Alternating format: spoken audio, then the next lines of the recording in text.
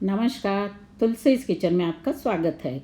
आज बना रहे हैं दही बड़े या दही भल्ले, जो गर्मियों के मौसम में ठंडे ठंडे बहुत अच्छे लगते हैं। तो यहाँ मैंने 2 कटोरी मूंग दाल रात को भिगो दी थी और ये 1 कटोरी इमली की चटनी बनाने के लिए इमली भी रात को भिगो के रख दी थी। तो ये दोनों ही चीज़ें अच्छे से भीग गई है। तो अब हम पहले ये जो मूंग की दाल भिगोई थी इसे पीस लेंगे। दही बड़े वैसे तो उड़द की दाल के बनाते हैं या कुछ लोग मूंग और उड़द दाल को मिक्स करके बनाते हैं, पर मैं मूंग दाल के ही बनाती हूँ जो खाने में हल्के रहते हैं। तो सबसे पहले भीगी हुई मूंग दाल का पेस्ट बना लेंगे। इसमें बहुत ज़्यादा पीसने के लिए पानी नहीं डालना है। दाल का पेस्ट बहुत बारीक पीसना है। ये देखिए, दाल का पेस्ट एकदम बारीक पीसा है और इसको आप 10 मिनट तक ऐसे हिला देंगे, जिससे ये पेस्ट अच्छा फ्लफी बन जाएगा, फूल जाएगा और हमारे दही बड़े बहुत सॉफ्ट बनेंगे। दही बड़ों को सॉफ्ट बनाने का एक ये भी राज है कि उसको खूब अच्छे से 10-15 मिनट हाथों से या फिर चम्मच डाल के चम्मच से हिलाते रहें, जिससे खूब अच्छे सॉफ्ट दही बड़े बनेंगे। अब ये पेस्ट फूल चुका है, बहुत देर तक मैंने इसको फेंट लिया है। तो अब इसे ढक्कन लगाकर हम साइड में रख लेंगे और अब हम हमारी ये चटनी तैयार कर लेंगे। ये इमली अच्छे से भीग के फूल गई है। इसको हाथ से मसल के और इसका गुदा अलग कर लेंगे और रेशे और बीज इसके हटा देंगे। बस इसको मसलना अच्छे से है हाथों से, ये इस तरह से, बस पानी नहीं मिलाना इसमें।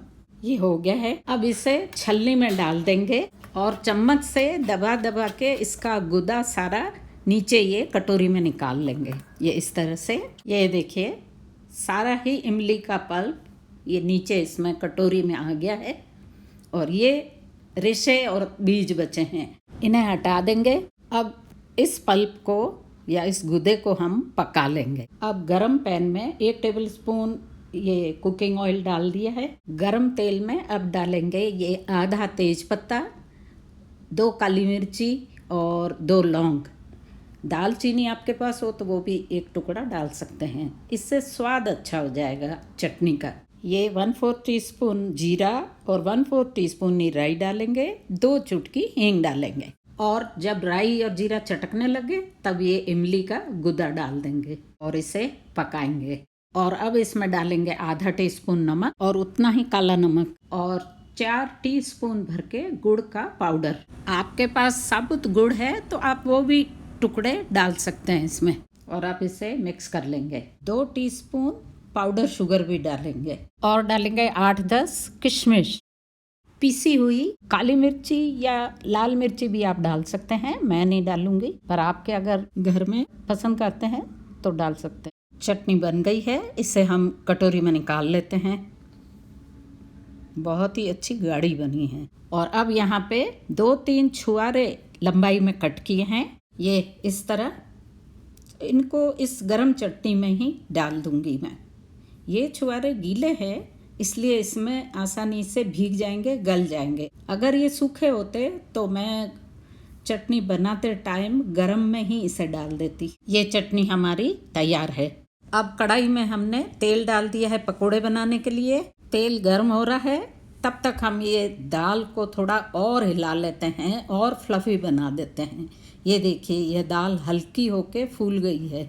अब तेल हमारा अच्छा गर्म हुआ कि नहीं ये देखने के लिए थोड़ा सा दाल का पेस्ट तेल में डालेंगे। तेल अच्छा गर्म है, अब हम पकोड़े डाल देते हैं। पकोड़े छोटे ही बनाएंगे। धीमी आंच पर पकोड़ों को एक तरफ से अच्छे से पकने देंगे। अब इन्हें पलट देंगे और दूसरी तरफ से भी अच्छे गोल्डन ब्राउन होने तक पकने देंगे। आंच को धीमा ही रखना है। ये देखिए, दाल के बड़े हमारे गोल्डन ब्राउन हो गए हैं, अंदर तक अच्छे पक गए हैं। अब हम इन्हें निकाल लेंगे। अब दूसरी बार भी दाल के बड़े ऐसे ही तेल में पका लेंगे और उन्हें निकाल देंगे।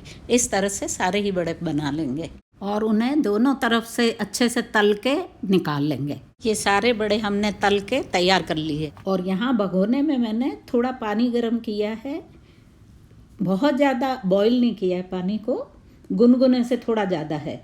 तो अब ये जो बड़े हमने तले हैं ये उस पानी में डाल देंगे।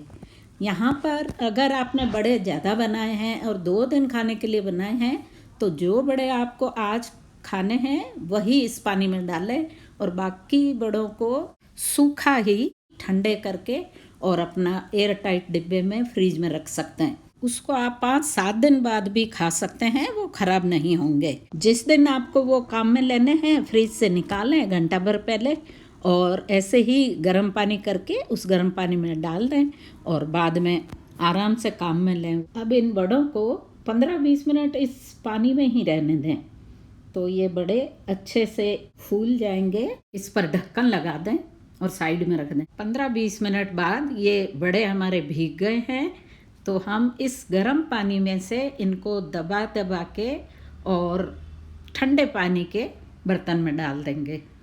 ये इस तरह से दबाने से इसका सारा तेल पानी में निकल जाएगा। परंतु बड़ों को दबाते टाइम दोनों हाथ के बीच में लेके और धीरे से दबाना है, नहीं तो बड़े टूट सकते हैं। तो इन्हें तोड़ना नहीं है, बस ऐसे हल्का दबाना है और सारा पानी निकाल लेंगे। अब बड़े ठंडे पानी के अंदर ठंडे हो गए हैं। अब दही बड़े बनाने के लिए इन बड़ों को कुछ देर तक दही में भिगो के रखेंगे।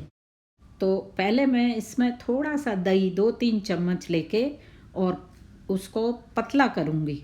ये इस तरह दही को हिला लेंगे और 1 गिलास पानी उसमें डाल देंगे और फिर उसको दही के अंदर अच्छे से मिला के पतला दही तैयार करेंगे। और अब इस पतले दही में ये जो ठंडे पानी में भीगे हुए दही बड़े थे इन्हें दबाकर पानी निकाल कर इसमें डाल देंगे।